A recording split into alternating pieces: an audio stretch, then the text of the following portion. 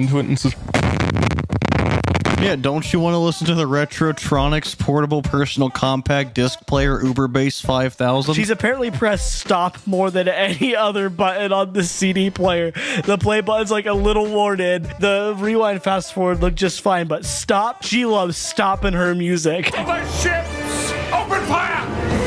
Where did they get those guns bigger than the ships they were in? It telescopes like an antenna. please hit the sun. Hit the sun. Oh, yeah. Let's fly directly into the sun. This is a really awesome Icarus moment. I love the movie where Jimmy Neutron massacres an entire civilization of aliens in one fell swoop. Nice job. I missed you too. You all right? Thanks. And they all lived. Jonathan Davis from Korn directed this. That's amazing. This is like the default font. Well, that was kind of boring. It has some funny bits. There's nothing wrong with the movie. It's just like... No, I liked it. It's got some funny parts sprinkled in there. I think if you enjoyed this, you probably enjoy the Chicken Little video that we did a while back. Don't leave a lick on this video. Literally slobber on this video. Just give this video that sloppy slop. Hawk up like a little bit of mucus and let it drip down onto the like button of the video. and then suck it back up. Let us know what other weird early 2000s movies we should watch. And I swear if any of you suggest a live-action Fairly Odd Parents movie to me, I will come to your house. Yeah, he'll just come and hang out. Yeah, I'll just come chill out. It'll be cool. I'll bring snacks. Yeah, and buy Jude's shirt at mws.gg. Have a day. KFC wraps are back, including a new mac and cheese one. Choose 2 KFC wraps for $5. Hello, everybody. Welcome. To Climate Change, the movie for kids. I love climate change. I love when it changes into the climate is when... Never change. This is like the movie Don't Look Up, but it's like way better. This is like the movie The Lorax, because it is the movie The Lorax. Do you converse with plants? Yes. Cool. How bad could it be?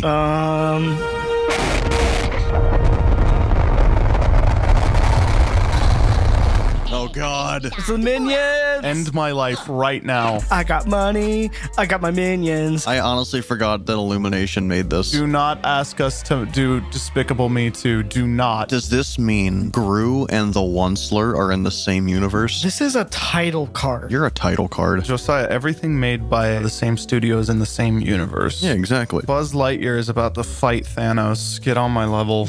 I am the Lorax. I speak for the trees. Regarding the story that you're about to see, it actually happened. Just take it from me. This actually happened, apparently. I mean, yeah, just take it from him. You know, that little orange Garfield looking dude. No. While I set the stage. No, there's going to be the paper transition or not. Thneedville. I love plastic. I love plastic. I'm really glad you have to drive over the St. Louis Arch to go over a road. So convenient. Guys, they took the houses from the first Despicable Me movie and like bent them up a little bit. Exactly. That's what I'm saying. Yeah, this is the future. This is when the villains win. I don't even want to entertain that idea as a joke just because I actually hate it so much. The only problem with that is the fact that I don't care. Guys, you ready for the first song? This is a musical, by the way. The first of like 19 songs. I actually really like the music in this movie. I also like this guy. Buzz, buzz, buzz. Okay, I know there's people that disagree with this. I don't care. The vocal style of musicals, like with all those people singing at the same time, just sounds like Kids Bop pitched down, and I hate it. You're not wrong. I think it can be done well, but a lot of show tunes type music, I'm not a fan of it either. It's really annoying to me. We manufacture our trees. The world is made of plastic and we're destroying the environment. It's like that is all the songs in this movie and it's kind of great. Judging by the design of this parking lot, that guy on the pink car on the bottom and the one in the red on the other side just can't leave, ever. That guy in the blue on the top is blocking every other car from leaving. Yeah. Through that, like, Mario pipe. Bren, this is the Cincinnati Bengals parking lot. Oh my God, it really is, though. Let's put one exit to a parking lot where 70,000 people are parked. Oh, wow, it's Taylor Swift. Come on. Whoa. Wow. paint. So you painted the back of someone else's house. It's her house. No. So they walk through the house. It doesn't show them exiting, but this is just her backyard. I get it, but ew. The way it's cut, I guess, made it really weird. Because they didn't show them coming out, so it just seems like they walked out the back door and then saw the neighbor's house. That's kind of weird. My headcanon is the fact that she painted the back of somebody else's house. So far, your headcanon includes that house being painted and the minions being lore. Exactly. You painted like Green Hill from Windows XP. The touch of their tufts was softer than anything, even silk. And they smelled like butterfly milk. How does she know about the trees? They're like an urban legend. What in the world is butterfly milk? I don't know. It's Dr. Seuss. Does he have a PhD? Does he have a PhD to write all those books?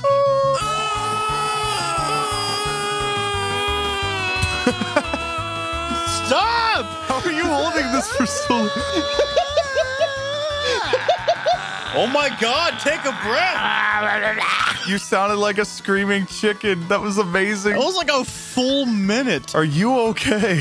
What are your lungs? I don't know. If a guy somehow got you one, Well, I'd probably marry him on the spot. She'd love me if I was a worm. Would you love me if I was a tree? Is this entire movie? You love me if I was a 1999 Suzuki Grand Vitara. Trick shot, quick scope. Oh, MLG edit. Leave that in, but don't do any of it. People used to say, if you brought him 15 cents, a nail. Minion. Yep, they are lore. See, they exist. I was right. Lore. They've become so famous in this future timeline that they have merch. It's just like the Pixar movies. It's one continuous timeline. Yeah, it's not just like a fun little Easter egg. It is actual lore. Vent out. Among Us. Mundungus. Among Us in real life. Sus. Mundungus Fletcher. He hit the emergency meeting button. Our research shows that if you put something in a plastic bottle, people will buy it. Just like our plastic bottle that says butt fart on it that you should buy right now. The plastic bottle. I think that's made out of metal, actually. It's made out of you should buy it material.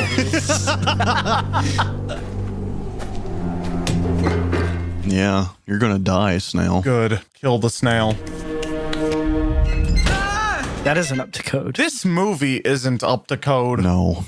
Spray some WD-40 on it and add some duct tape. Nice and part of my night. Windex and duct tape, it fixed everything. Windex and duct text. Duct text. It was so no. Stop being the Coke Theater commercial, Bren. Nacho cheese. people say that if someone brings you this stuff, that you'll tell them about trees. Trees. That one guy at Kroger that kept us there for an hour. Oh my God. Brenton and I were held up by a man who told us a full Vietnam flashback for an hour and a half in the middle of a Kroger. He's like, trees? I'll tell you about trees. He just kept talking about Vietnam. I'm pretty sure I was off and you were on the U scan. I was scanning you.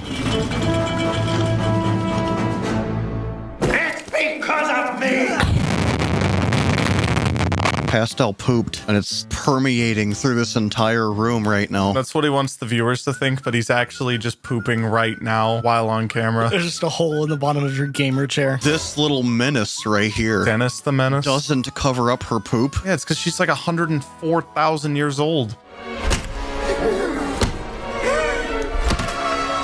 Oh no, he's cutting down a tree. Log. Wow, this song is in the public domain. They should have used Kevin MacLeod music in this because it's royalty free as well. Just put monkey spinning monkeys over this. It's like all happy and they're like having a funeral for a piece of wood. Good. Oh, look, it's Agent 47 and Agent 48. There's 49 of them all together. I love that crushing cans is supposed to be representative of strength when aluminum is like the bendiest metal of all time. It's like the weakest thing.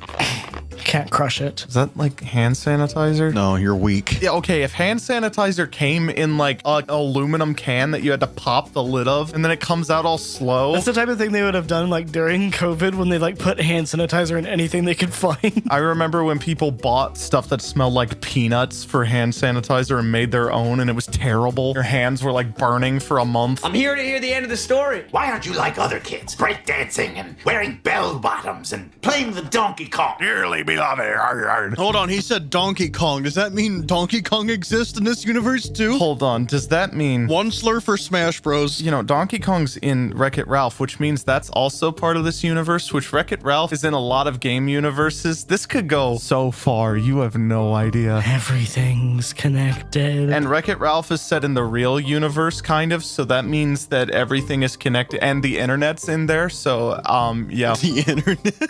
It's time to get online. Who taught you guys how to steal a bed? How often do you steal beds, Lorax? Isn't the Lorax supposed to be like nice to everyone? Except for him. Mission Impossible is also in this universe based on that music. It's all connected. Oh, no. Waterfalls are everywhere in kids' movies. Just everywhere. Waterfalls are the #1 danger to cartoon characters other than anvils and TNT. No, you forgot quicksand. Oh, yeah, quicksand. Quick anvils, sand, and tea. Boulders. I hope we get an avalanche in the middle of this movie, too. Kids must be terrified of going outside because of all of these movies. I think they're just going to get hit by like a meteor if they breathe. My family was right. I quit. I'm glad someone in the background was like, Buy a beanie. the Amazon rainforest is like crying right now. Nothing appeals to 8-year-old kids like lawyers and bottom lines and business and climate change. Well, that's why this part of the story is in song form, so it's entertaining. It's an entire commentary about like environmentalism and capitalism, and it's geared for 8-year-olds. I mean, so is the book itself originally. It's a little weird because it's like from Illumination, which is the movie company. Wall-E is an interesting commentary as well. A lot more nuanced in the way it talks about this stuff. Wait, what was this era? They came out around the same time. What was with environmentalism movies? Even Disney Channel every 5 minutes was like, hey guys, if you don't unplug every appliance in your house before you leave, you're gonna kill the earth. And I was like, what? I'm 7. And they're like, we don't care. Do you remember when Nickelodeon would like shut down for an hour or two to make kids go outside? It's the day of play and they do it for a whole day. You know, it was like the daily touch grass, and I just went and played video games for an hour instead. I remember when Freddie from iCarly showed me a stack of newspapers taller than him, and he's like, that's one small tree. And I was like, no, this is an envelope. Can we? Yeah, this Trail of Tears section is taking forever. Troll science. He just picked himself up. Heck yeah. I love physics. The last Dropula seed. Plant the seed in the middle of town where everyone can see. Man, I wonder who this character is that's shrouded in darkness and knows a lot about this story. I hope that seed isn't like an actual seed, but it's like a little USB stick that looks like another object, so you can open it and plug it into the mainframe of the O'Hare network and take down all the fake trees. Oh, and shut it all down at once. And then all the trees grow back instantly in like a way. It's the best kind of movie. Oh, hello. What's that? Just that laugh.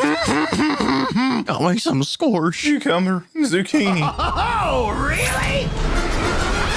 Oh no, the seed! Maybe like hold on to it. No, a little bit of wind from a desk fan. Whoa, look at this. Better not grip it at all. While I'm standing on a skyscraper. All right, who would win? The granny from the Lorax or the granny from Hoodwinked? Hoodwinked. She can like shoot the granny from the Lorax with a sniper rifle for some reason. She has like an ICBM pointed at anyone who looks at her wrong. I didn't like that shot of the POV, but it was like a really zoomed in POV, so it was like really motion sickening. Yeah, so every POV from every movie ever? No, but like normally they make them wider, so it's not as bad. I want real GoPro footage of this animated movie right now. Didn't know Zack Snyder worked on this. Yeah, literally. The color correction needs to be like really contrasty and red. Batman's gonna Batman, and then it's gonna be 4x3. Stop that fighting! Bulldoze him, bulldoze him, bulldoze him, bulldoze him. This music is so dramatic for like something that's so slow. What would that thing accomplish? That very flat thing. Dozing bulls, Brendan. Dozing bulls. Who does this kid think he is, huh? I am Ted Wiggins. That's who he thinks he is. Everyone looks so confused at him existing. And checked out. The big problem with this specific part of the movie is that everyone else was like doing fine. They showed that he was going to produce more smog and more pollution, but that wasn't like a problem for them remotely, and it wasn't shown that there was going to be any problems really. That's the difference between this and like WALL-E, where they actually showed the problems. They could have shown like maybe them spending money on like the air and it cost way too much or something. They could have done like the bare minimum there. No, they all look like they're living upper middle class at the lowest. Like they all look fine. I don't know. If you're a girl that likes trees and you want me to impress you with a tree, leave me alone. You don't know me, but my name's Sai. Sigh. C-Y. As in, I don't see why I need to watch any more of this. They plant the tree, it grows. They plant more trees, they grow. And then they have trees that grow. This video was sponsored by Established Titles, where you can own one piece of grass in Scotland. For your dating profile, they'll plant a tree for you, allegedly. By the way, nice mustache. Unless someone like you cares a whole awful lot, nothing is going to get better. It's not Dr. Suez. Dr. Sus. Okay, the end. If you liked this, Link tree. Wow, he's gonna plant the link tree like a seed from this movie. So you should go check on it and water it. And by water it, I mean click on it. And by click on it, I mean go look at stuff. Have a day. Fit a master's degree in education into your schedule. Find your purpose at gcu.edu. Meet Litter Robot, the revolutionary self-cleaning litter box that eliminates the chore of scooping. Hello, everybody. Boss baby. Boss baby. Let's get into this. It was just the three of us, and 3 is the perfect number. Interesting fact. Oh my god! They sank the Titanic. Something my parents said got me thinking. Where do babies come from? Wait, guys, is this the baby from Goosebumps? Has this come full circle already? Did it take us like 5 minutes to get to that stupid episode of Goosebumps? Morning, Wizzy. What great adventure lies in wait for you today. This is so generic and lifeless and without any style. This is just like every animated movie I've ever seen. It was 2017. There's better looking movies than this. At least Toy Story has cinematography. Toy Story was like the first movie. The very first one. Yeah, it was the first movie, so you can give them some slack for not looking so good. They spent all the money on Alec Baldwin and his best friends. Yeah, and then they like used all their preset assets for an animated movie. Yeah, they got all these off of the Unreal Engine 5 asset store. Your new baby.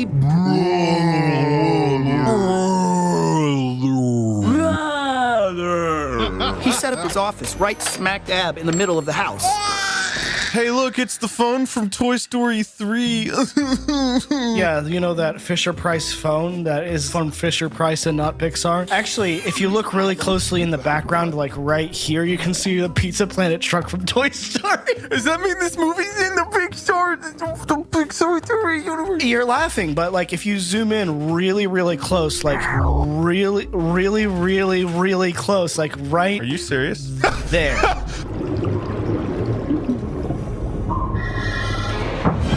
Stop with the butt! We almost saw. Is that the goal of this movie, is to see them? No, not at all. I'm gonna blur out the butts, even though they're like in this PG-rated movie. I'm gonna blur them out because I don't want this video to get demonetized on YouTube. I'm the boss. The boss? You're a baby. Okay, so his safe is hidden in a diaper box. Has he never thought that they'll go to get a diaper and be surprised that it weighs 600 pounds and it's made of metal? I mean, the parents weren't really suspicious of the suit or the toys that he came with, any of that stuff. He also, instead of having a safe, could use his lockable briefcase. Because who's looking in his briefcase? He's one. I would look into a 1-year-old's briefcase if they were just carrying it around wearing a suit and I knew them well enough. DOB says you're 7. 7.5.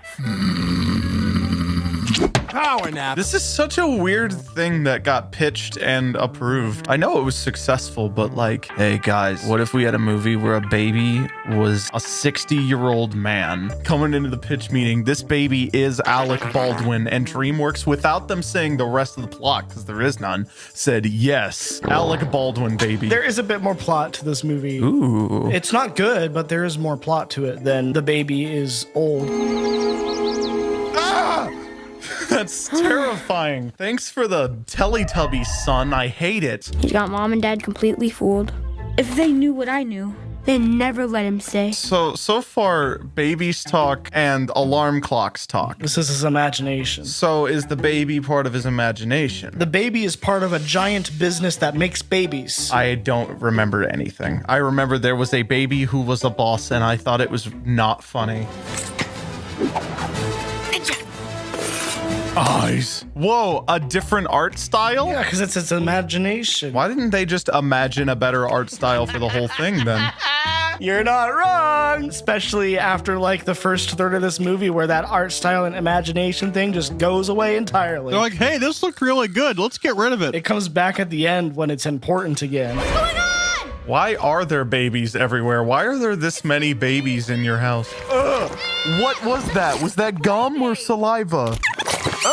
What orifice was it coming out of? I will need to see. Side of his mouth. Like, ugh, God. New designer models, each one more adorable than the last. He's not wrong about like selectively breeding dogs, but like, what? That's how they get you to believe it. They mix in a half truth and then a lie. Is this baby the baby equivalent of Hitler? Like he's blaming everything on the dogs and wants to fight or exterminate the dogs. I wouldn't pull that comparison, Drew. In this universe, there's two businesses. There's the dog businesses that makes dogs, and then there's the babies business that makes babies. They just make babies. Why? Because they make them. Do they sell them? They make them. Socialized babies.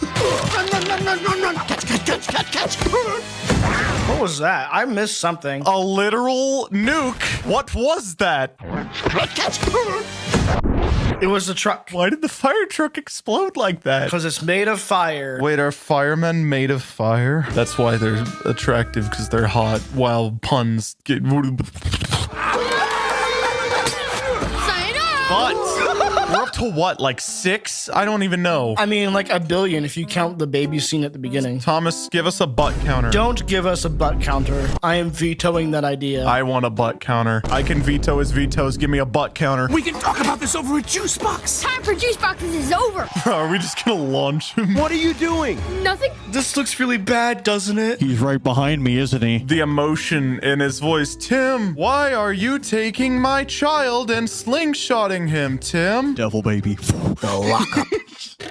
Grounded for life. The clink. Prison Mike. I can't wait to have a room like this in my house when I grow up. Put the 20-foot cinder blocks room. Yeah, he's trying to make a reverb chamber, Brent. A basement below my recording studio so I can put a giant silver plate down there and then run my sounds through that. Audio engineers really out here running their sound through a dinner plate for fun. That's what that means. Blackbird singing in the dead of night.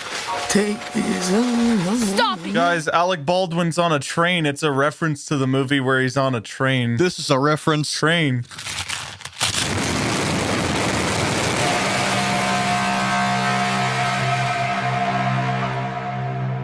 Whoa. Then why are you torturing me? Well, the truth is, I'm no ordinary baby. Whoa, really? I'm on a holy mission. I'm a boss baby. If he says I'm a boss baby, It's bossin' time. is this like it's Morbin time? Like, I don't know if he's gonna say this. He's hungry. And you're not gonna like him when he's hungry. I want you to suck it. You suck. suck it. No, it's for you to suck. Ugh, I'm not sucking that. Suck it. I don't know where it's been. Don't you want to know where babies really come from? No, I'm sorry. You don't have to have a dirty mind to think that is so terrible. It's terrible. Just Alec Baldwin saying suck I it. don't know where it's been. It's not about where it's been. It's about where it'll take you.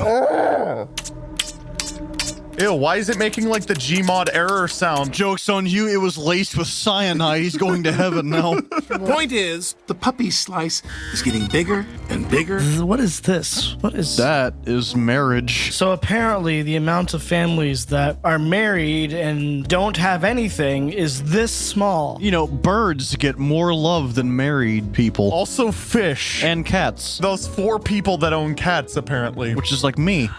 I'll be there. Shh. Every night at dinner. There's semblance of art style. Wow. Once again, why does the regular movie have to look like you could have filmed it? It's just upsetting. It's just like a house. The reason why is because they get a bunch of older actors who are almost past their prime but still famous enough. And they don't have to have them on camera. They just make them voice act. That is why this is an animated movie. Or this could be Baby Geniuses where they did that, but then they just took a baby's mouth and went for the entire movie. Let us know if you want us to watch Baby Geniuses. Alec Baldwin has been past his prime for his entire career. What are you talking about? I can't believe they turned Alec Baldwin into a baby for this movie. I can't believe they turned him into an actor for this movie. We can get inside Puppy Co. and find out what the new puppy is. No!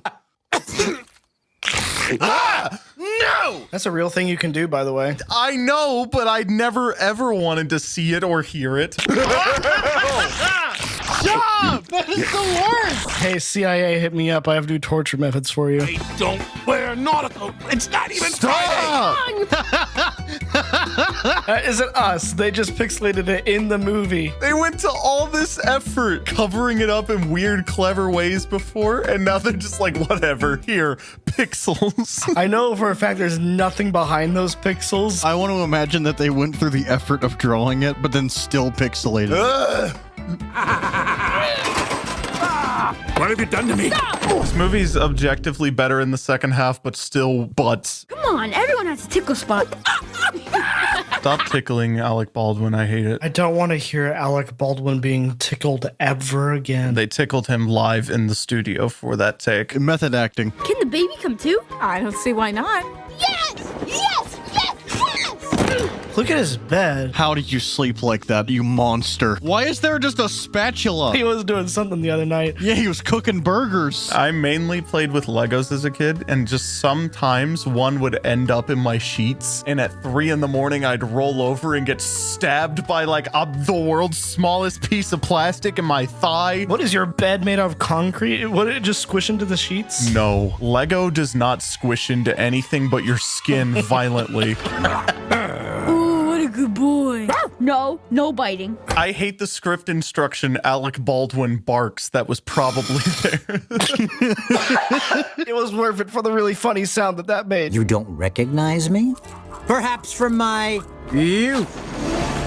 Oh, wow. It's going to be a baby that he had conflict with and is now mad at him because he's no longer a baby. Here's a twist, even though it's not really a twist because there's no part that was set up to be twisted. Twists are supposed to, like, subvert something about a character you know, and we just met him. The formula wasn't working anymore. It turns out I was lactose intolerant. No. Jude, that's why you're not a baby right now, is because you're lactose intolerant. Oh, God. Don't tell the fans I'm lactose intolerant. They're just going to spam milk in chat right now. Milk, milk. Now you see them, and now you don't. Stop crushing them. I get that it's the bit, but stop. Well, that's how the cookie crumbles, Jude. Oh my God, Bren.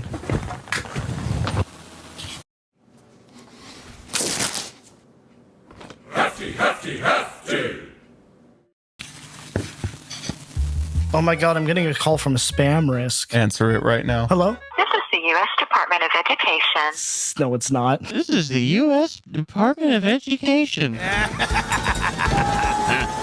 This is closer to Toy Story, like the first one. That was better, though. These are babies, which aren't supposed to be alive, but really they are. The thing is about Toy Story was the stakes were believable. We have to get back to the moving truck and not be noticed. And this is just like, hey, we're babies and we're literally exploding on a sidewalk right now. Like, no one's gonna look outside their house and go, huh, no one. There's no pedestrians in this suburban neighborhood. I would have gotten to my parents if I didn't have to go back for you. We would have been here in plenty of time if you knew how to ride a bike like a normal kid. Oh, here it is. It's the fight. It's so serious. Oh my gosh, I would have never seen this coming. It doesn't feel forced at all. Fine. Phone. Phone and bag. A phone with like nothing around it. It's just a phone. The design of everything in this movie is so square and boring. Take these broken wings and learn to fly. In the dead of night, take these broken wings. Hey, look, the phone's still there. What? Did you think it was gonna move? I was hoping someone would come up and just... What is this place? This Templeton is first class. That's not first class on a domestic flight, guys. First class on a domestic flight is economy, but a little bit wider. Economy with your own armrest. I mean, it's kind of still worth it, honestly. Yes, it is. It is so much better. As a tall man, I don't care about anything but the fact that I have like 6 more inches in every direction to exist. I like that little hole in the clouds just for this plane. That's really beautiful. Well, that's where they have to fly, Josiah. Come on, they look for the holes. Yeah, that's how they break out of the firmament and they go over it. That flight path of the... Wow. Flight Earth flat joke. Cool. I am better at making flat earth jokes now. I am the one who is an idiot. Gotcha. 2, 1, lost out. Wow, that's like The Incredibles again, where they're outside of the cave and there's a rocket leaving. We won! Yes! Honestly, I thought that might have been Bren getting bored. I'm gonna be real. It did kind of sound like that, yeah. It's okay to think for yourself. No, sir. No way. That's a terrible idea. The affirmation triplets make me mad. I hate them. Baby Corps has a procedure for situations like this. It'll be like, I was never born. Is this going to be like the Men in Black Flash thing where they just forget everything? The baby's just going to walk up. No, I am just, I'm in awe of this whole thing. Forget about the baby. Forget about the baby. Boss baby. Boss baby. Those guys look pretty sus, though. They do look pretty sus. That's why they're stealing an entire crib.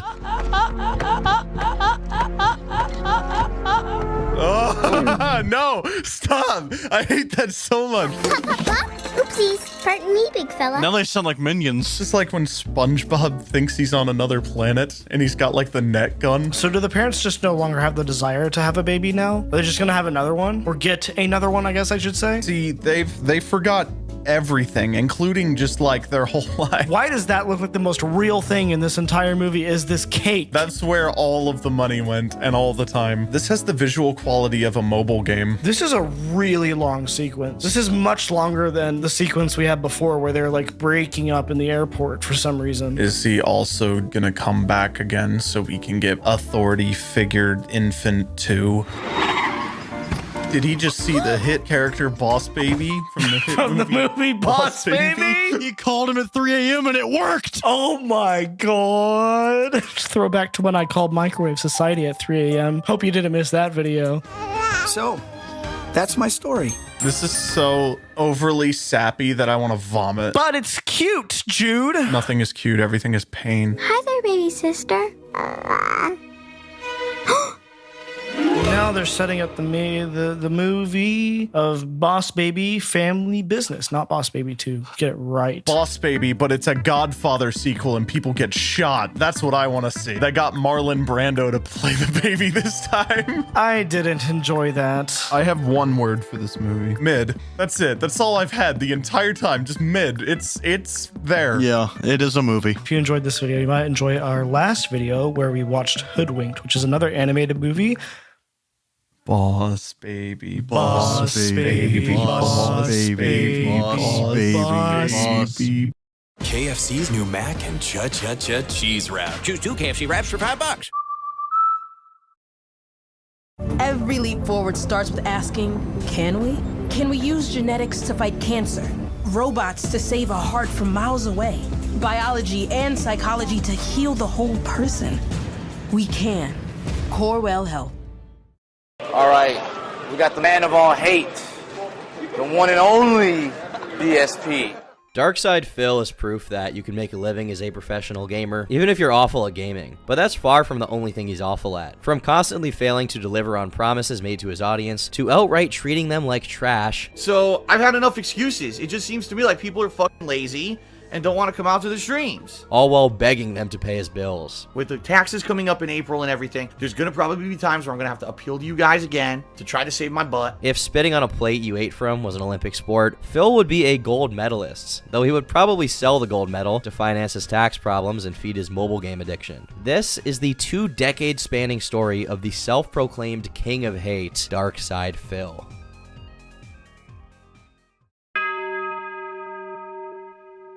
Born on April 6, 1982, Philip Paul Burnell grew up on the outskirts of Bridgeport, Connecticut. Quite opposite to his life after becoming an online personality, very little of his early years have been documented. One of the very few stories that has stood the test of time is that of a young Phil going to a comic book store with his parents and asking them for a rare $25 Wolverine toy for his birthday, claiming that he never asked them for stuff, which, given the behavior pattern we later come to know as Phil's MO, it's very unlikely this is the case. When they take too long to buy it and the store runs out of stock for that particular toy, he berates them, and seeing how amped he still gets when retelling the story, it seems he still resents them for this.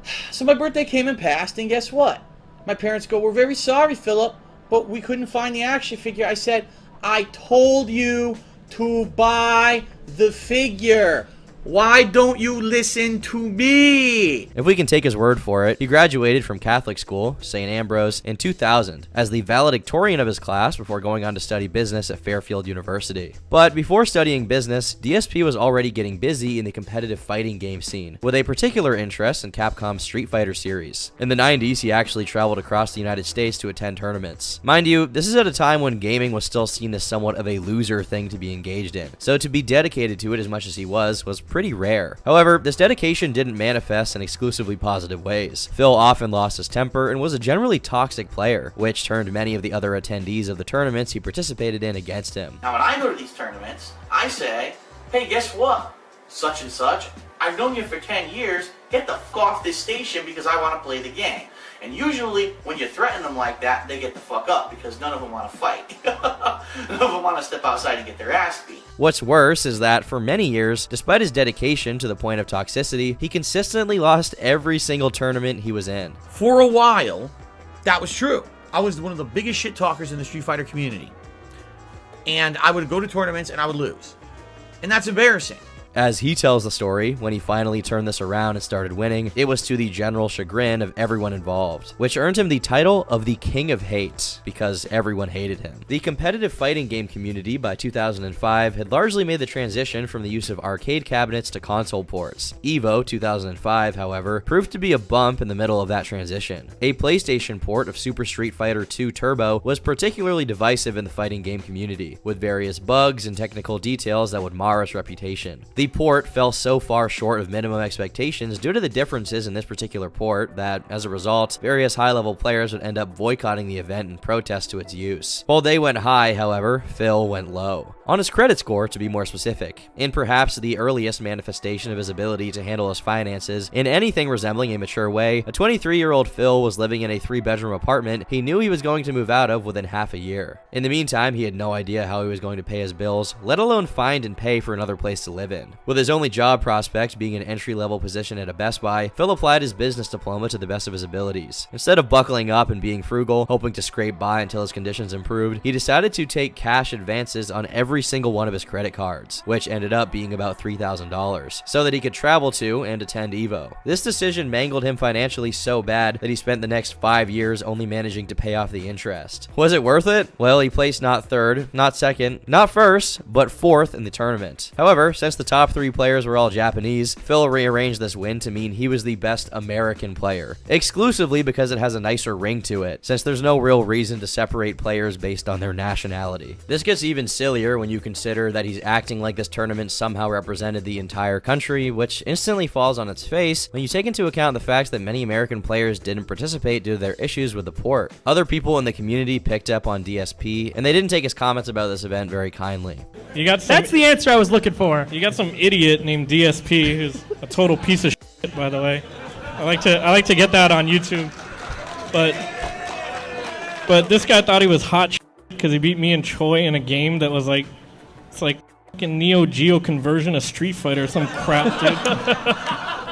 This may seem like a minor issue, but it's less about the tournament itself and more about how Phil himself behaved afterwards. In later videos, he belittles the other players' issues with the port, saying that they shouldn't have expected arcade-like gameplay from a console, and instead should have practiced more. Instead of about it, which is what it seemed all the OGs were doing, we'll just play the game and learn the differences so we know for the tournament. Being a sore loser is bad, but not content with just that, Phil managed to also be a sore winner, because even after he started winning tournaments here and there, he continued to make everyone around him dislike him by behaving like a buffoon for no reason. While there is a video of Phil doing things like loudly and obnoxiously talking over people he was playing with, it seems he was self-conscious enough to keep the more egregious displays of his lack of self-control and respect for others to behind the scenes. In one instance, in 2002, he pushed the limits so much that, while he was leaving the place he was playing at, him and his friends were followed by the friend group of someone he'd recently lost to, who proceeded to compel him to pay a nominal amount of money for being a general nuisance. According to Justin Wong, another avid Street Fighter player whom DSP had beat before, he had the tendency of being nice to him in person and saying terrible things about him when he wasn't around. However, the most detailed account of why exactly DSP had such a terrible reputation in the community came from another fellow Street Fighter player, Viscant. His Reddit post reads as follows. This would have been either EVO 2005 or EVO 2006. Phil had been talking trash for weeks/months before I finally got sick of it. I'm pretty sure I challenged him to a money match and knew he wasn't going to accept and was going to be like, lol, fight me IRL at EVO, and I accepted. From here, it turns into what sounds like a total farce, except I can assure you that it was 100% serious, which makes us both look like total, complete idiots. So first, Phil was like, okay, well you have to sign some document because if I kill you, I don't want to be responsible. And I was like, whatever. Then there was an actual serious negotiation over who the ref was going to be, but I don't remember this part either. Then there was an honest-to-God negotiation over weight and that we were going to have to weigh in and everything. Again, I'm not making any of this up. As dumb as this sounds, this absolutely happened. Finally, it was agreed that he wouldn't have to go on a diet to fight me, and it was settled that we were going to fight. It was going to have MMA rules. It would have a referee, and we'd sign waivers. I was dumb in the mid-2000s. Anyway, so we agreed upon this early in the year, and from here on is where the story gets weird. So apparently Phil was under the impression that this wasn't going to happen and that this was just internet shit talk, but a few people from the West Coast went out to one of the East Coast tournaments and told him that I was taking this seriously and was going to fight him, and had probably been in more gym fights in the past 2 months than he'd been in his life. So one day, Phil instant messages me on AIM and tries to back out. He was like, hey, so how about this? How about we pretend like we're going to fight, and then when a whole crowd is around us, we both do DX cross chops to the crowd. It'll be such a goof. This really happened, and I'm just like, are you fucking kidding me? I honestly couldn't believe he was pulling this, and I was still mad about the whole thing and actually wanted to fight him. I told him I wasn't going to do any of that trolling, but if you want to drop it, then fine, I'll drop it. We can both be adults about this. And that's pretty much what happened. I'm not going to jump him from behind in the parking lot or get in his face and threaten him. From that point on, there never really was any problem between him and I. In fact, the next year when EVO West was in San Diego, I let him stay at my place that year. And when Mike Watson and Jaha were about to kill him in a parking garage, I stepped between them and defused that situation.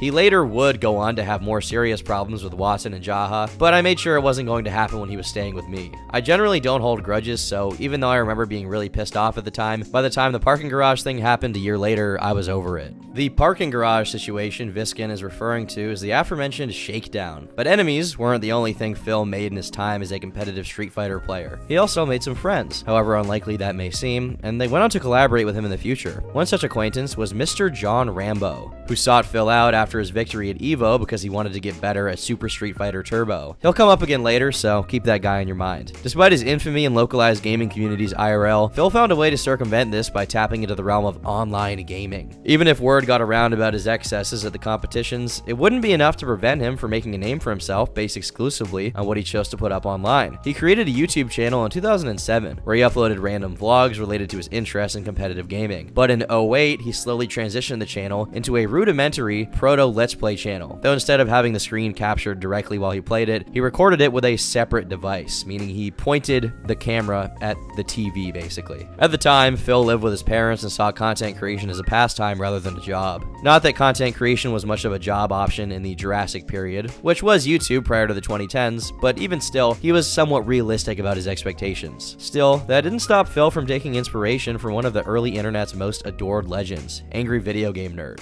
Now, as I was a Street Fighter player, I used to travel with a group of friends, and it was actually in a hotel room at a Street Fighter tournament where we were just hanging out and having fun, and one of my friends said, "Did you ever see this guy called the Angry Video Game Nerd?" I was like, "No, I don't know who that is."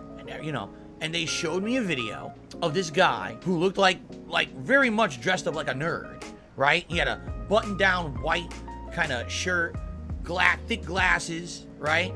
Even talked kind of a little bit high-pitched or whatever. And here he is, ranting at a video game, making funny lines, talking over the top, swearing like a sailor. Hilarious. No production values, no budget to it, just him and a camera making fun of a video game. Though I get what he's saying, there is a kind of purity and earnestness to early YouTube Kino, and I use that word loosely because I'm pretty sure AVGN was on another site before he was on YouTube, but I digress. I think Phil took the no production value part a little too seriously. He took pride in posting playthroughs in bulk, with several hours of video dedicated to each game with absolutely no editing involved. On this decrepit, old, and abandoned channel, there are over 7,000 videos, because back then, you couldn't upload very long videos, compelling Phil to split them up into dozens, if not hundreds of individual 10-minute clips. Again, I should remind you, we're not talking about Bandicam or unregistered Hypercam here. We're talking about actual camera footage with built-in microphone audio capturing all of it, completely raw, untreated, unedited whatsoever. Unsurprisingly, the channel didn't exactly blow up overnight. Somewhat surprisingly, Phil is proud that he spent 3 years of his life doing this for no money and actively derided other content creators who only started doing gaming videos after they began being monetized on the platform. Mind you, this man is 28 years old and living with his parents, and somehow he thinks it's a merit that he makes no money out of playing video games alone with no one watching. On top of that, he brags about the passion and effort he put into the videos and his larger upload volume compared to these other, much more successful creators, when in reality, he just has the most videos precisely because of how awfully low effort they are. It's a perfect example of quantity over quality. Once again, it's not what DSP is doing that's the issue, it's that he brags about it in a really grating way while putting others down. Oddly enough, Phil's first conflict with someone else to be documented online wasn't a result of him disrespecting other YouTubers who are trying to make money off of their content. Instead, it was during a recording of his playthrough of Spider-Man Shattered Dimensions when he was making too much of a racket, and his neighbor decided to interject.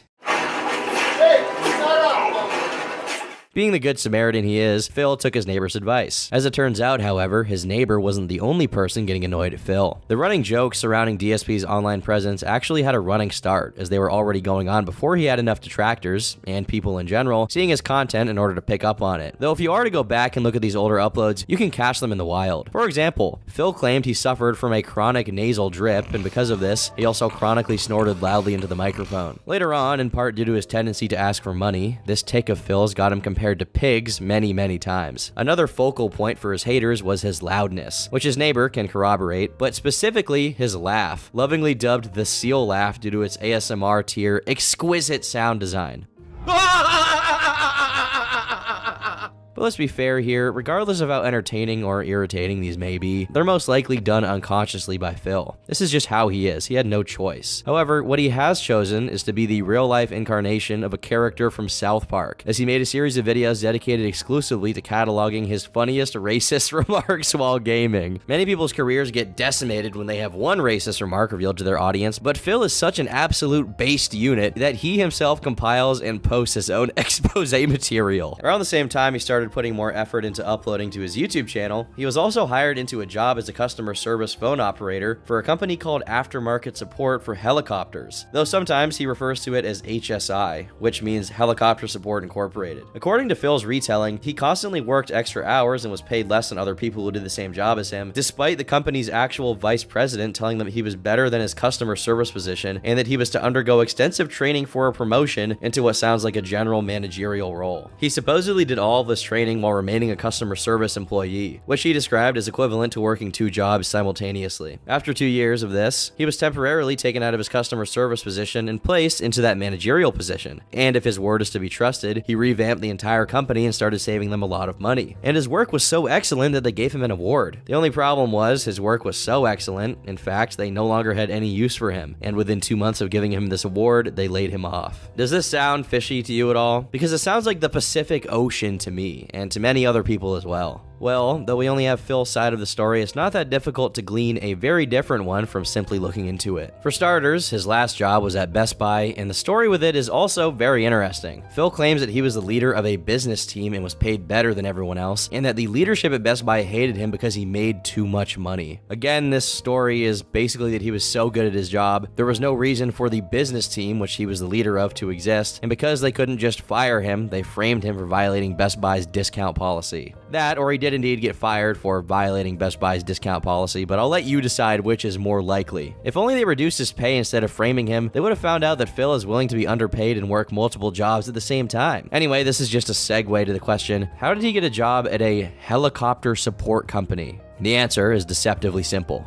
His dad, as a former logistics coordinator for HSI put it, there was a significant culture of being rewarded in accordance to who you know rather than what your work affects. Presumably, Phil heard these kinds of complaints from his more blue-collar workers and decided to pretend he was one of them, but the truth was precisely the opposite. His father, David, worked at the company as a customer support manager from 2005 to 2007, later being promoted to logistics manager and finally continuous improvement leader, which is noteworthy since this is the exact phrase Phil uses when describing his job and training at the company. It instantly becomes clear that David, having achieved a reputable position in the company, had his son hired as the position he used to occupy. The highest likelihood is that Phil simply transplanted his dad's achievements onto himself. Unlike Phil, his dad is an extremely experienced and highly skilled person, a former Marine with GPAs north of 3.7, along with a bachelor's, 2 masters, and 1 PhD, all related to quality management. His stint managing HSI was just an extension of his already decades-long business relationship with its parent company, Sikorsky Aircraft. Having begun as a mere shop technician and being promoted all the way up to an elite position before becoming his own boss and opening a company of his own. The job he passed down to his son wasn't an entry position, it was something he worked up to for 3 decades. So it's no wonder Phil couldn't fill his shoes even a little bit. All of this becomes particularly egregious when later on in his career, Phil punctuates this story with his complaints and grievances about how corporate America is mean and exploitative to poor little blue-collar workers like him, when he was literally a nepotism hire. The whole being thoroughly trained for an elite position story also disintegrates once Phil makes the mistake of showing the award he got during a stream. As it turns out, the award for his amazing work was in fact simply a certificate that he had completed something called ACE certification program, which by doing cursory research into the company is something that tens of thousands of people go through at HSI and not a special program he was assigned to by the vice president himself. In any case, his delusion about his job at HSI is so great that he actually believes that him being laid off caused the company to go out of business. At that helicopter company I worked for, within a few years of me getting laid off, they went out of business. Another very conveniently underexplained wrinkle in this story is the detail about him buying a condo so that he could live closer to the job. And I paraphrase, be the guy that shows up during a snowstorm when everyone else doesn't. The problem with his Hustlers University tier motivational grind begins with the fact that he bought a condo while being supposedly severely underpaid. However, the real crux of the condo story comes when you find out that based on the intentional self-docs Phil gave out in a video tour of his condo and the public records of his dad's address, which are not going to be specified for privacy reasons, it was less than a 10-minute drive from his parents' house. He already lived near his job. All his move did was shave off a mere 5 minutes from the total commute, meaning he bought a $130,000 condo because he wanted to buy one. More avid followers of DSP have added to the in-depth analysis of his condo shenanigans, saying that part of Phil's motivations for buying property so close to his parents was so he could just go back to their house to get meals and his clothes washed, due to him being too much of a man-child to do those things himself. And to be honest,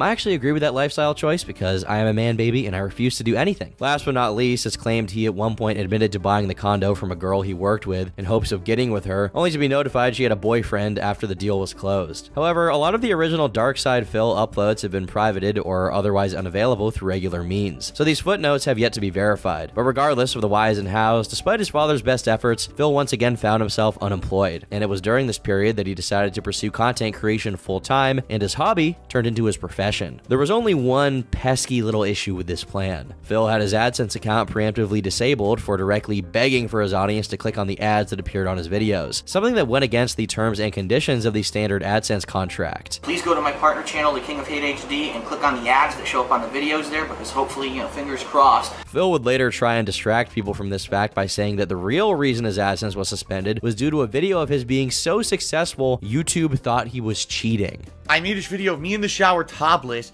scrubbing my body, basically slurring my words because I had drank so much, all right? It went viral. Within a day, the thing had something like 30,000 views, if not more. And honestly, because I was making so much, there were ads on it and people were going crazy for the ads. I made like $1,000 in a day on that video, which is out of control, right? But that video got so much attention. Guess what? That was the video that triggered YouTube 7+ years ago to think that I was cheating with the AdSense program, and they contacted me and said, "We're kicking you out of the AdSense program on this channel because we suspect that you're sitting there clicking on the video to get ad revenue because you made so much in one day." And I was like, I didn't. It was the viewers. The viewers went nuts for this crazy video and probably went over and went, "Oh, I want to support Phil, the underdog. He just lost his job.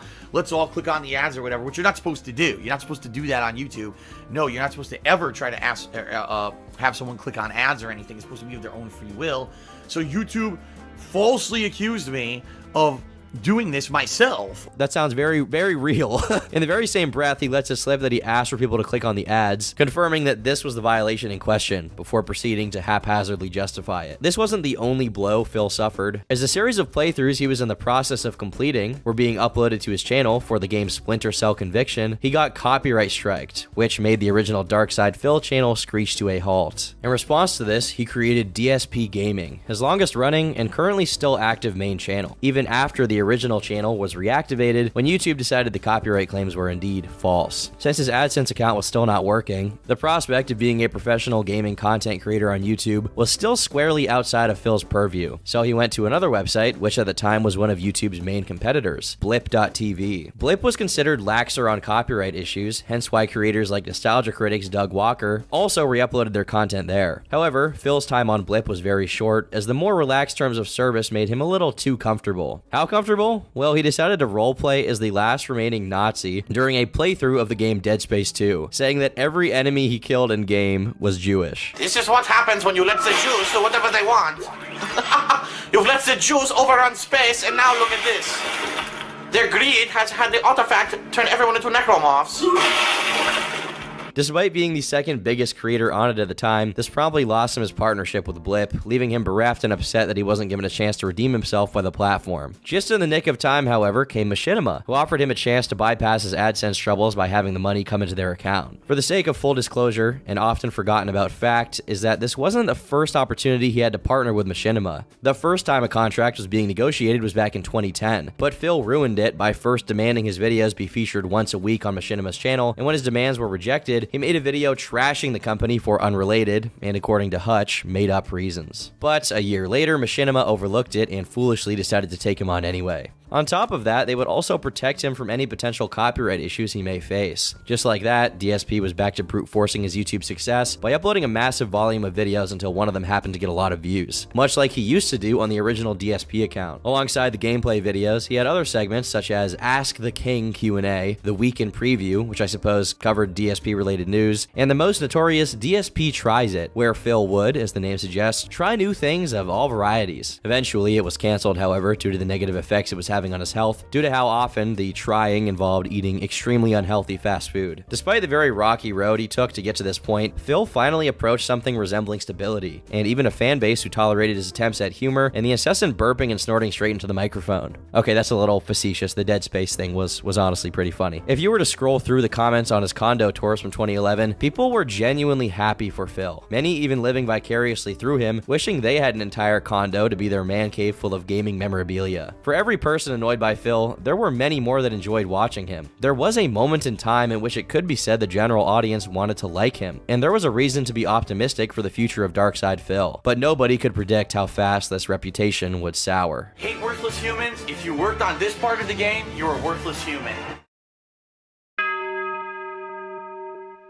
In the early 2010s, Google reformed its AdSense system, and now it rewarded viewer retention instead of sheer numbers of views. Essentially, the longer someone watches your video, the better. Just getting a click is not enough to make as much money as someone who gets people to stick around on their video for an hour. This was an issue for Phil since he had a penchant for splitting his videos up into dozens of little tidbits, rarely cracking 10 minutes, often being as short as 2. He also refused to improve the technical aspects of his content despite how much money he had already made out of it and how many of his actual legitimate fans were begging him. By 2011, PewDiePie was already soaring to insane heights of popularity with relatively good quality, a decent mic, and even a face cam, setting a new standard for gaming content, while Phil was still languishing with his busted camera filming his screen, with little to no editing to speak of. The problem became more and more inflamed as time went on, and Phil's viewers let him know that if he wasn't interested in evolving his format, they would move on to newer and better channels than his, to which he either responded with derision, a ban from his channel comments, or both. In short, DSP made it clear he didn't want to treat YouTube like it was, his job and his only source of income.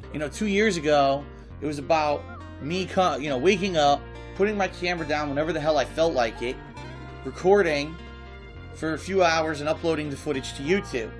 Now, it's about having a schedule. Every day, getting up, whether I feel good or not, plopping down on the couch, setting up, live streaming on a schedule so you guys can watch live, then trying to figure out how to schedule out uploads. I'd say this, it's actually more work at this point doing what I'm doing because it is more like having a regular job. Every day I'm trying to do 2 streams because that's the kind of dedication that I put towards this effort. So, sitting down, streaming for several hours, uploading videos, streaming a second stream, babysitting the videos, setting them up for uploads, putting them into playlists, tweeting, keeping you guys in the know.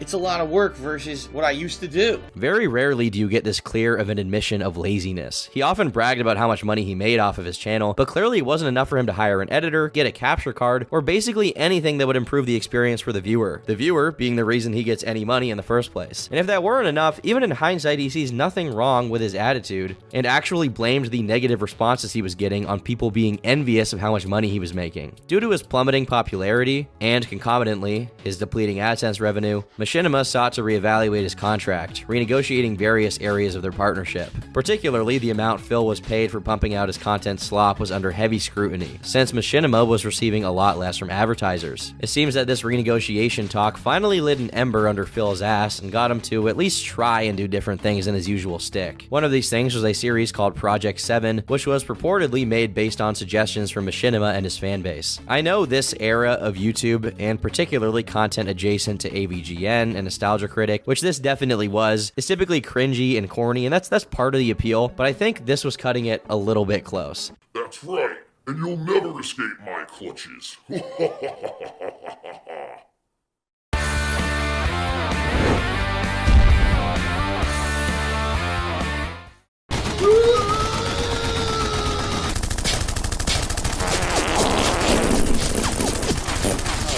That's just me being a hater though, because alongside with his panel at MagFest 2012, Project 7 was one of the very few instances of genuine positivity surrounding Phil's come up. And for a very brief period, it was almost as if he wasn't completely phoning it in for the money. However, despite Project 7 looking good on Phil's resume, and giving his channel the appearance that he was indeed putting in an effort, the stories surrounding it behind the scenes were dismal. In an hour-and-a-half long video that eventually came out in 2015, only to be taken down by Phil due to it being a PR nightmare for him, his friends John Rambo and Howard, with whom he did Project 7, told the truth about how it was made. Mind you, this wasn't initiated by John and Howard, but by Phil himself, who, when asked about the rumors of the two no longer being friends with him, said that real men discussed their problems and suggested that the only feasible explanation for their falling out is that they were jealous of him, as Phil tends to do. All of the videos of Project 7, which heavily relied on editing and storyboarding, were produced by two childhood friends of Howard's, Andre and Paul, who ran the YouTube channel Respect the Pact. As a matter of fact, they were the ones who had the idea for Project 7, and only brought Phil in, presumably because he was looking for ways to branch out with his content. Initially, Phil being the face of it meant that their work would get more eyes on it than usual, which is a good thing. However, they quickly realized Phil wasn't exactly someone who exhibited good faith. For starters, the editing and special effects, which again were the brunt of the series, was taking up a lot of Andre and Paul's time, especially since Andre was about to become a father. This prompted John to tell Phil to pay them for their efforts, to which Phil replied he had already offered to do so, and they'd turned it down. This turned out to be a bold-faced lie, which was instantly revealed once John mentioned it to them. Apparently, Phil had every intention of keeping every proceed from Project 7 to himself, and wanted to share it with absolutely no one. And before you think this is because of machinima renegotiations or what have you, during the production and publishing of the show, Howard noticed that Phil bought a plethora of expensive man-baby gamer toys, which he's known for decking his house out with. And if that isn't enough to invoke a sense of injustice, a BMW. Notwithstanding, everyone involved in the series contributed out of their own pocket to produce and sell merchandise for it, but only Phil ever saw any of the resulting revenue. The pettiness on Phil's part was so extensive that he didn't even tolerate positive comments about the other participants in Project 7. Upon seeing John Rambo's contributions to the show be considered funnier and better performed than his, Phil rushed to claim that everything, including their lines, was his idea, when they were not. They confronted him about it, and he apologized, but according to John in particular, Phil's apologies meant very little. Over the course of their friendship, Phil tended to either make a slight or tell a lie about John, apologize when confronted, only to do it again a while after. Ultimately, this is why their friendship broke down. They simply lost all faith that Phil could listen and care about what actions of his made his pretty much only friends uncomfortable or upset, and gave up on interacting with them altogether. Eventually, in 2022, Phil claimed that the reason no payment was made to them for their work on the project was due to the fact that, indeed, the project was losing money. Even if this was the case, and who knows, there's a fair chance it was, he could have just communicated that to them. The fact that he didn't talk about the project failing until 10 years later is at least a little bit suspicious, I guess. Just a little. While the seeds were being sown for the disintegration of Phil's relationship with his friends, he was beginning a new relationship with someone else. Leanna, also known as Panda Lee Games or just Panda Lee. Immediately, people took issue with the fact that Phil was 30 years old while Leanna was born in 1993, meaning in 2012 she would have been 19 turning 20. Since Phil's life was indistinguishable from his content at this point, since he would spend most of his waking hours doing something or other to contribute to the pumping out of more content, Leanna coming into his life meant that she was bound to show up on the videos as well. However, some viewers took issues with this, as her presence was sometimes considered disruptive to the regular flow of content. Personally, I don't get this very much because as far as I can tell, she was basically the female version of Phil, and close to being as obnoxious and insensitive as he was. But anyway,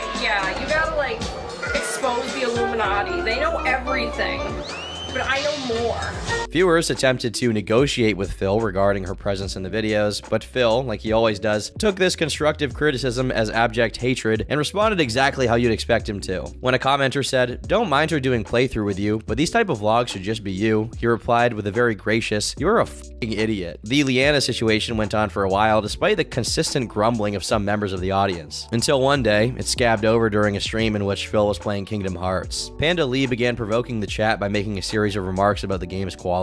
Kingdom Hearts is boring. All fanboys, please cry into jars so I can moisturize in your sadness and rage. Due to this somewhat inflammatory comment towards a beloved franchise, people fell to her goading and began arguing with her in chat. This is hardly a shock, since when people are watching Phil play a game, it tends to be because they like the game. This went on until the crushing majority of chat turned against her, not just because they liked Kingdom Hearts, but because she was actively drawing negative attention to herself for no reason. All of it culminated in her appealing to Phil to do something about people being mean to her in chat, and so Phil conceded. Alright, and now I'm going to tell everyone in the chat I had enough of your bullshit tonight.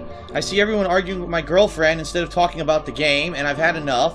So we're going to put it in sub-only mode, and now none of you can fucking talk, since you can't act your age or act mature, and you all want to argue with my girlfriend. Now you can just have no chat. How about that? So, fuck all of you who are acting immature. This is what you get now. We're putting it into sub-only mode.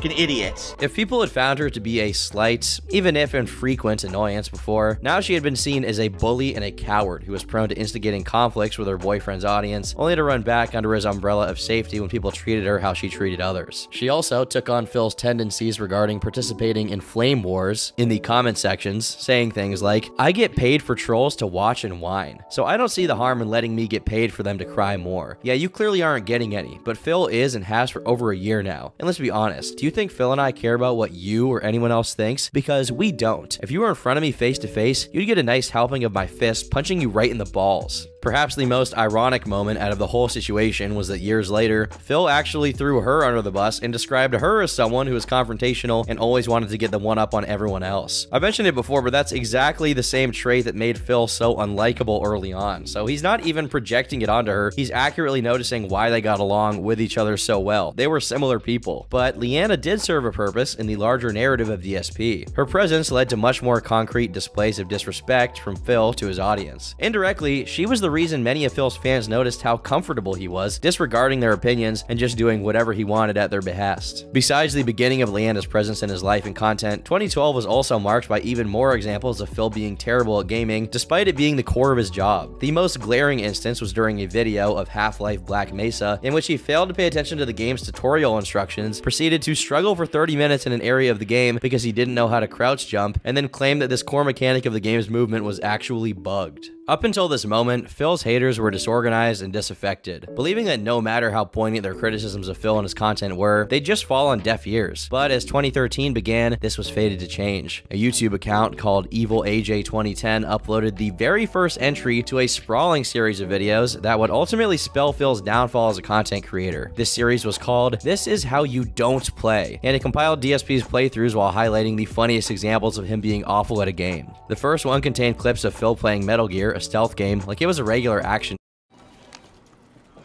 Devour the sour power of dual-flavored gumminess! Charlie, eat me! Game and dying a lot in the process. Phil addressed this during one of his long-winded rant videos, and though he made an effort to claim that they were the dumb ones for bringing attention to DSP's playthroughs and indirectly making him money, it was clear that for whatever reason, being called bad at a game bugged him, even if just a little. At face value, it's just a video highlighting how much he sucks at Metal Gear Solid. It's not that big of a deal, right? Like, somebody could make a whole channel on how bad I am at video games. They could make billions. But for Phil, it was the straw that broke the camel's back. The dam was cracking, and many of Phil's detractors, as he came to notoriously call them, saw it as a sign that they could also speak about their grievances with DSP in general. Slowly, the spark created by this video turned into a wildfire, and to an extent, it was more popular than Phil himself. Due to Phil's focus on quantity over quality, the views his videos got weren't really attached to him or his brand, nor on how good the videos were, hence why they oscillated so much depending on what game he played or what the video's topic was. Meanwhile, the How You Don't Play video catered to a very specific audience, people who didn't like Phil, and there was definitely an audience for that. It seemed like Phil felt the shift to his public image happen in real time, prompting him to make 2 videos to address the negativity, though he acted as if people actually hated him just because he was bad at the games. The thing is, many people have marketed their gaming videos on them sucking at it and dying a lot, but DSP was the opposite. He had a history of branding himself as a pro player and of blaming the game whenever he sucked. Part of his ego, part of his persona, was that he was good at games. Furthermore, he also had a history of putting other people down for not being good at games. Case in point, Tobuscus. Back in mid-2012, he made a video called Get Competitors' Ads Off My Videos that supposedly was just him being upset that other channels were being advertised for in his videos. Putting aside the issue that he was still pocketing the money for these ads, in actuality, the video was a lot more malicious than Phil let on. For a significant portion of it, he did nothing but bash Tobuscus gratuitously.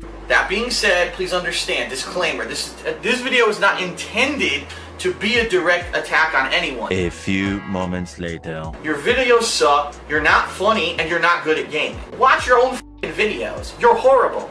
When it comes to gaming, he's not funny. He's not funny. For starters, this was a straight up stupid move, since if you were into one gaming YouTuber back then, the likelihood is you were into a lot of the other ones. So all Phil was doing was angering the parts of his audience that he shared with Toby. But Phil also specifically and seriously attacked him for not being funny and sucking at games, both of which are DSP's whole brand, whether he knew it or not. Additionally, he suggested that Tobuscus, along with other gaming channels he chose not to name here, have found different ways to abuse the YouTube system to get big. This is coming from the man who purposely split his playthroughs into hundreds of different parts so that his total view count would go up, and asked for people to click on his ads so that he made more money from a video. Anyone with a cursory knowledge of DSP recognized he was throwing giant rocks from a extremely thin glass house. Last but not least, he says other gaming YouTubers don't put as much effort into their gameplays as he does, despite the fact that as of May 2012, he was still refusing to buy a capture card to properly record his playthroughs instead of pointing a camera at his screen. 2013. In his mind, his decision to not pay anyone to edit and improve his SEO by making decent thumbnails for him is justified due to how stellar his commentary is. So much so that he describes it as non-stop improv comedy. I'm not going to sit here and act like popular early 2010s gaming content was all comedy gold, but Phil's brand of comedy definitely managed to be even more obnoxious. All in all, it was very clear that Phil was simply seething because there was someone being more professional than he was and making more money than he did because of it. Okay?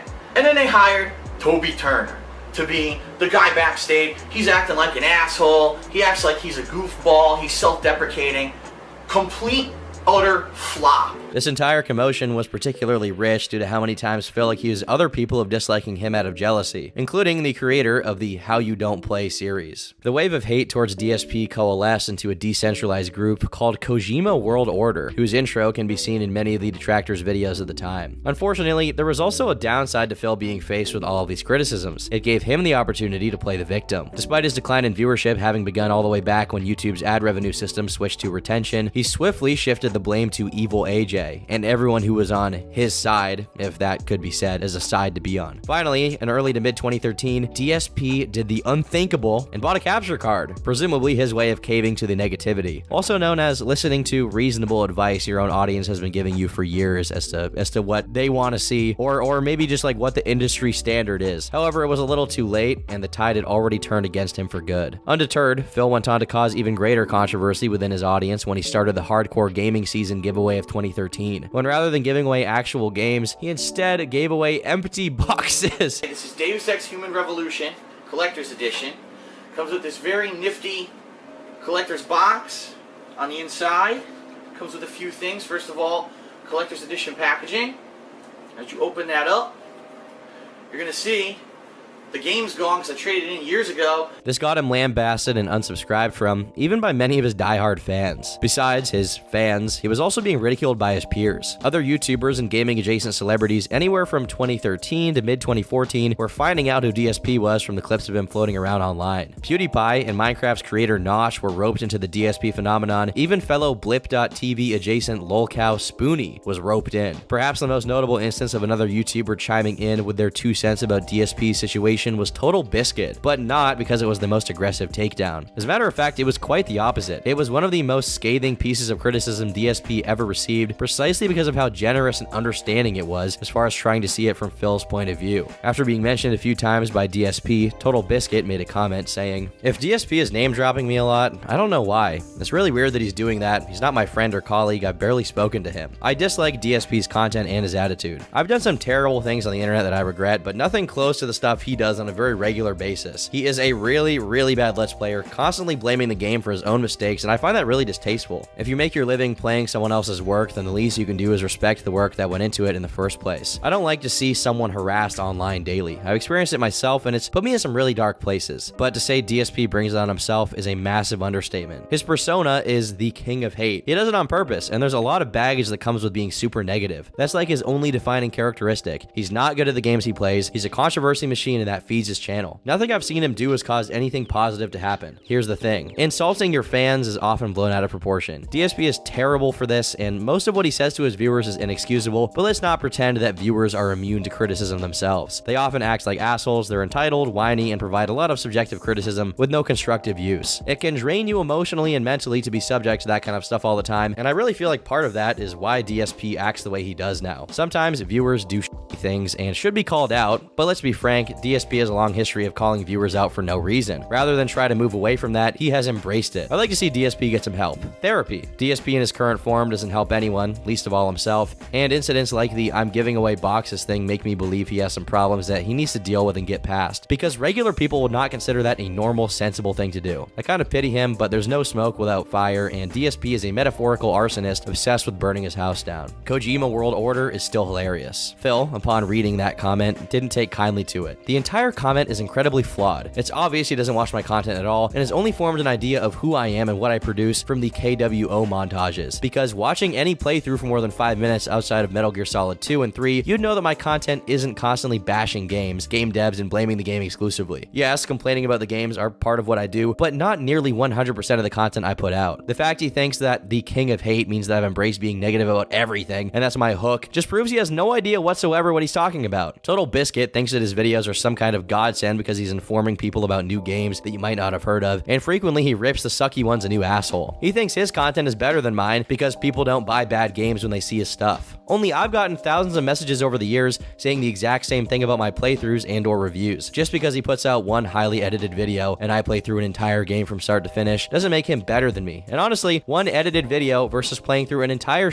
game, which is really harder to do. Seeking therapy because I sometimes get upset over / baited by trolls. If I'd let it get that much to me, I'd be in a nut house by now. Little did Phil know he was indeed in a nut house, except it was his condo and only had one inmate, himself. Besides him pretending like Total Biscuit was saying DSP's content was exclusively negative, Phil completely sidesteps the treating fans like shit accusation and the empty box giveaway so that he doesn't have to acknowledge there's at least an inkling of truth to TB's comment. Despite the fast approaching instability due to his plummeting in popularity and YouTube's ad revenue policies not treating his content kindly whatsoever, the financial mastermind that is Phil Burnell decided it was time to once again buy a new condo, this time in Washington. Supposedly, he had no outstanding debt besides his condo, which he was still paying the mortgage for, and decided that Connecticut was too expensive to live in due to its very high taxes. So much so that it was worth it getting a house in another state, despite his outright admission that he had no prospects of selling or renting the Connecticut condo. In early 2014, Phil and Leanna move in together. Phil made it clear from the get-go that he was going to need his audience's money. A lot of it. Again, the issue isn't necessarily that he's asking for support, it's that the reason he needs support in the first place is that he decided to do a very expensive move at the same time his channel was dying. To make matters worse, he tried implying that his lack of money wasn't his fault, but that the slow months he was experiencing was due to the games being released at the time not being good. It even got to the point that he suggested he was going to upgrade his video's quality to 1080p. You know the situation is bad when Darkside Phil is considering doing the bare minimum. But the trolls didn't fall for the pity party. If anything, his pivot to e-begging after his AdSense brute force strategy was no longer functional only earned him even more distaste, since instead of doing the smart thing by admitting this format was outdated and obsolete and changing it radically, he would rather beg for his fans to give him money directly. Before, Phil was just ignoring the requests of people who watched him, but now he was setting himself up to inevitably ignore the requests of people directly putting money in his pocket. But tensions weren't rising exclusively on the YouTube front. Over at his fan forum, because yes, he has a fan forum, the users were beginning to become upset over DSP's tyrannical method of management. Without due justification or warnings, Phil tended to ban users and lock threads without any concern. One infamous quote to come out of this situation was Phil saying, "I can't break the rules, I am the rules." I believe he's actually unknowingly quoting Louis XIV, King of France, who said, "I am the law, I am the state." His own fan base got so sick of it that even the mods of the forum, who were appointed by Phil himself, took issue with it and tried to strike an agreement with Phil so that by establishing clearer rules, he would no longer act as an administrator and let them do their job. Consequently, he made a post announcing it. Effective immediately, all account names, avatars, signatures, etc. related to known internet memes dedicated to negativity regarding myself or my work are considered trolling, and per forum rules are a permanently bannable offense. This includes the Kojima World Order in particular, but is not limited to it. I'm already seeing accounts that, no surprise, are popping up on the site and doing nothing but spreading unfair and unwarranted negativity about me. I'm all for legit criticism, but these anti-DSP movements are not that. They're one-sided bullying campaigns and will not be tolerated on my site in place of business. If you have a problem with that, contact an admin for immediate deactivation of your account. Thanks all for understanding and moving forward positively. Despite this agreement, Phil proceeded to not uphold his end of the bargain by permabanning a user for what he deemed was unwarranted and unproven slander. The mods of the forum, along with many of the Twitch mods, resigned en masse